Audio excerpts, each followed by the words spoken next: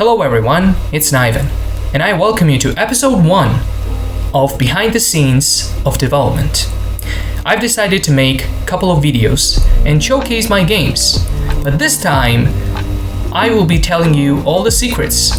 I will be showing you the designs, the scripts, the original art, the assets, the story, and talking about reasoning of why I made those games, why I chose those projects, everything you need to know.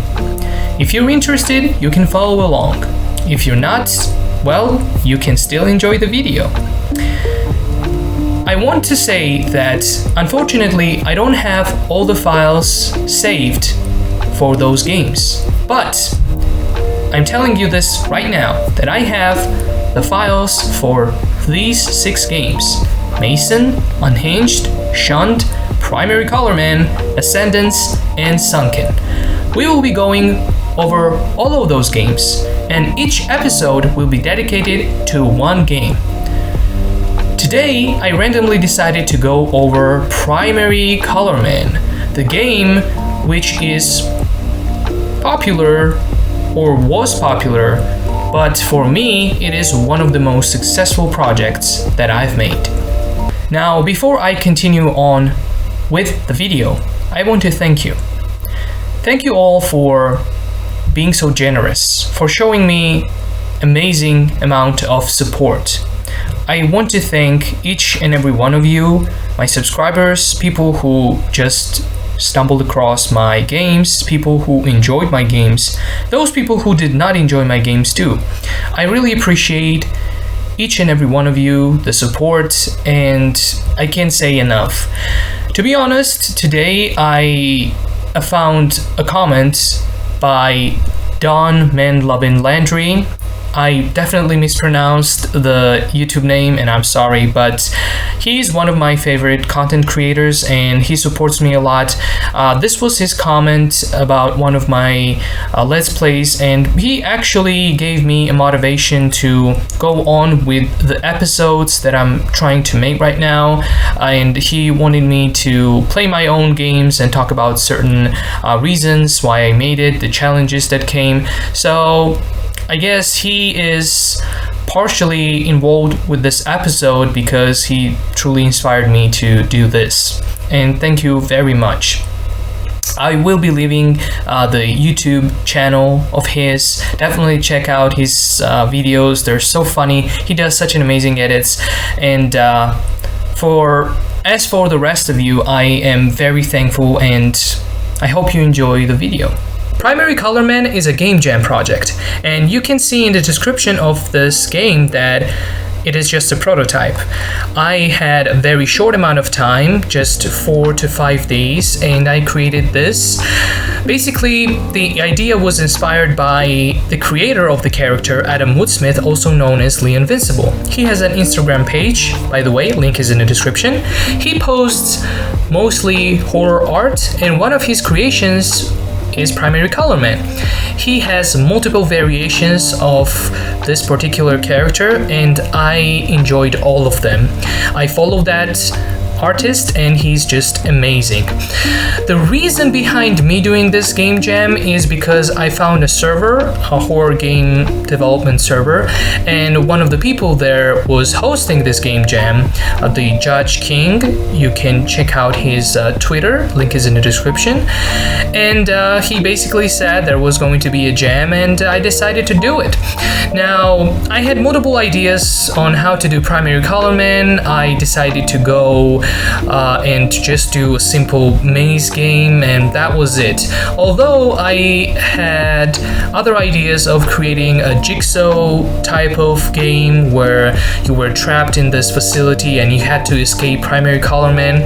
There are other Primary Colorman games, especially one done by Aaron Wise, which was just brilliant. It was really amazing and way more superior than my game.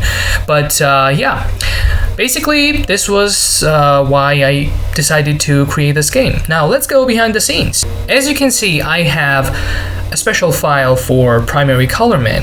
And as you can see, I have everything organized before I start making a game. I have the characters, the main protagonist, Colorman. I had multiple other variations and assets which I didn't use. I had this corpse asset I wanted to put in the game, but I didn't. I have the door assets, the electrical box, the exit sign, the eyes. By the way, the eyes and Primary Colorman are two different assets, so I combined them and made the Primary Colorman. Also, I had different lighting for the game, and basically I will just go and show you the textures. These are the textures that I wanted to use for the game. First of all, I wanted to make a room to have walls of blue and floor of yellow, so it corresponds to primary colors. But then I decided to go with this a weird room texture of red, blue, and yellow, and it kind of looks like just cubes together.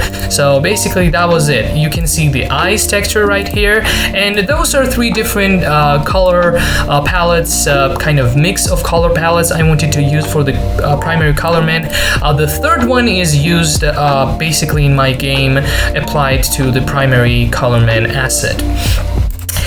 And now we can just go and open up Primary Colorman CopperCube document, and here we are behind the scenes of Primary Colorman. It looks very different for me than it does for you, whoever played this game. As you can see, I have Primary Colorman who's just standing here. Look at this asset, and yeah, as I told you, the Primary Colorman and the eyes were two different assets. I can take his eye out. As you can see, he has his own eye. I used this eye to I wanted this eye to be separate because when I point to the button of play, controls, or exit, his eyes also move, so I wanted that to be a creepy aspect of the game. As you can see in this first scene, which is menu, I have the main title of Primary Colorman, I have play button, I have controls, and I have exits. Also, I have the copyright for Peachbox Games. I have lighting and the camera to see this monstrosity, and that's it.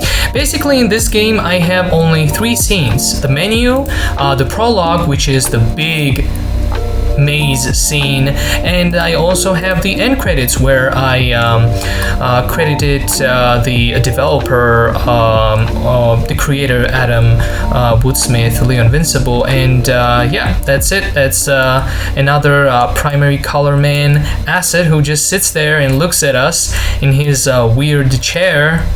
And yeah, that's pretty cool. All right, now let's go to the main part of the game, which is the maze. Now you can see the maze is not that complicated.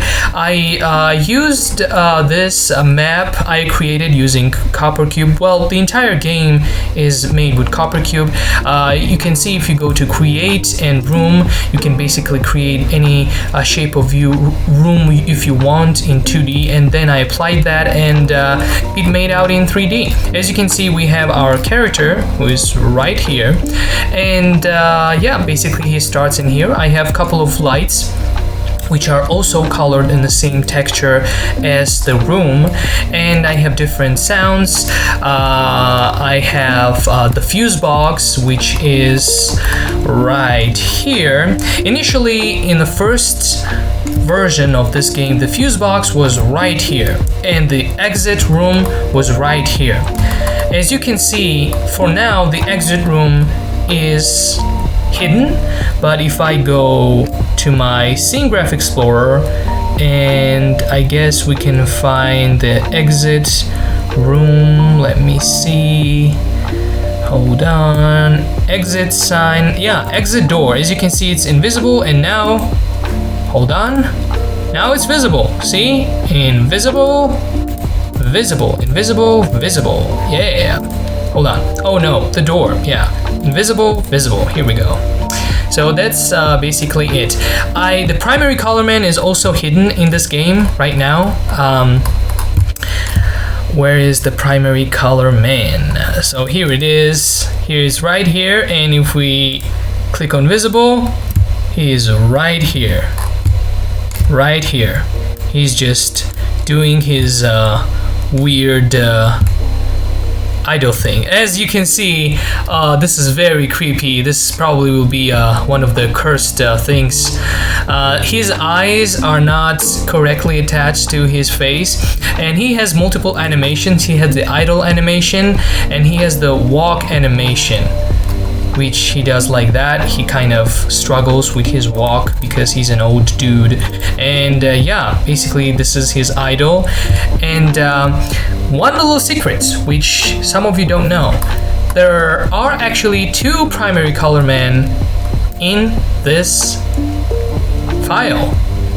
The other one is right here. He does nothing. He has a separate death camera right here. We can just delete this camera. Oh, no, I deleted the primary color man. Hold on. I can delete the camera. And as you can see, there is another primary color man who just stands here, and he acts as a death screen. I didn't want to make a death screen from the scratch, so that's why those 2 are connected together, and in this one level you can actually have 2 primary color men. Now, some people also criticized this game because of the AI being janky and, it's just sliding. That was intentional because the behavior for this AI is actually custom, which was made by another developer, and I just put some random numbers. I pointed out that he has to follow the camera 1, which is our player, and he just goes around and follows the character. So that's it. Now we can maybe do a playthrough of this in a couple of seconds. Now this is the menu. As you can see, it doesn't have any music because I deleted the music files. So basically this will be without music. As you can see, I have controls, I have play button, exit button. So yep, look at his eyes. He just moves like that. So we can play this. It's very simple. F for the flashlight. Many people also criticized the flashlight, which they thought was weird. The flashlight is actually... Oh, hi there! Hi there! The flashlight is actually an old vintage flashlight they used back in the day, but I've also seen a couple of horror games which use the same thing, so yeah. As you can see, primary color man, he's trying to get to me, but he doesn't get to me. Oh, he got me. I know, for me it's hard to be scared at this, especially without music or any effects, but this is what game development is, guys. That's what and how it is. Let's follow primary color man, where he's going. Well, what's his deal? Why he's so janky? Where is he? I think he went this way. Now I am the one who hunts the primary color man. Oh, he came back. Yeah, that's basically the game. Now the other weird thing I want to show you is the original designs for the titles and the name of the game. I wanted to name the game Primary. Basically, most of my games are just titled with one word. For example, Mason, Unhinged, Sunken, what other game? Shunned. I don't like long titles, but yeah, I wanted to make the title be called Primary. It wasn't going to be Primary Color Man. I also wanted to name the game The Color Man, but then I decided The Color Man would be very different because it's only primary colors and not all the colors. So those were multiple designs for the texture, and then I went with this final texture design, which is Primary Color Man. And by the way, I worked on this using PowerPoint. Some people will judge me, I know. Some people will say, PowerPoint, what is this, 2004? But you know, it's easy for me to use, and sometimes it's very fast to create different textures and to add kind of text and fonts. So I just use it because it's very flexible for me. You can see we have the controls button right here, and we have also the movement, which I scripted before creating the game. Here we have an eye color, which I changed, by the way. Another secret: Primary Color Man had blue eyes, but I decided to change it to black and white. I just wanted to make it a monochromatic, just because I thought making his eyes blue would be a bit different, but I don't know, maybe next time I'll make it blue. Who knows, but at this point it is just it was blue. And this is the texture. The first texture that I wanted to use was the yellow texture, and then I went with this checkered texture, which hurts my eyes, and it hurt many people's eyes. And here we have sound design. Basically, we have 4 different versions of ambience, which I think I used the 3rd version, which was very eerie, and I think it was good for the character. We have the generator click, the flashlight button, the footstep. Then we have glitched sound. I wanted to add in the game, but I didn't. The jump scare sound, the light switch, the menu music, which is famous. And I had 2 multiple sound effects for the Primary Color Man footsteps. I decided to go with the 2nd version.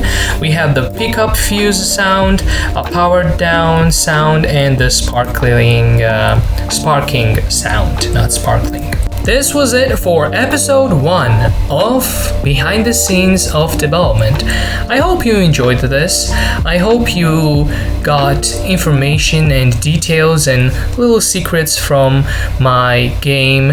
And I wanted to make this episode not only because I just wanted to showcase my game, but also to show some of the developers, beginners, amateurs, no matter what level, that it does take a lot of time to create even something as simple as Primary Color Man, which is just a maze game. It's nothing more than that. It's just a maze game with a very screwed up AI. You just go trying to find a fuse, put the fuse, then the door opens, and then you escape. That's very simple. But sometimes smaller games and easier games also need effort. You need to put everything together, you need to make it work, you need to have it all done, playtest the game, and check the bugs, check the lighting, check the scripts if they're right, if they're wrong, check the AI, make the art.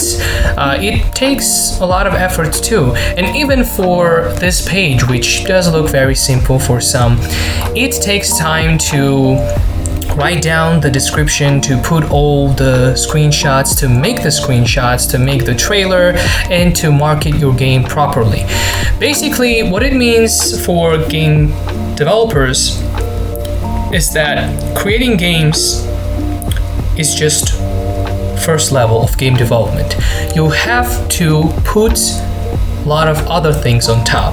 You have to showcase your game, you have to market your game, you have to be appreciative of people who are playing your game, and that takes a lot of time, that takes effort. Yes. This is the end of episode 1.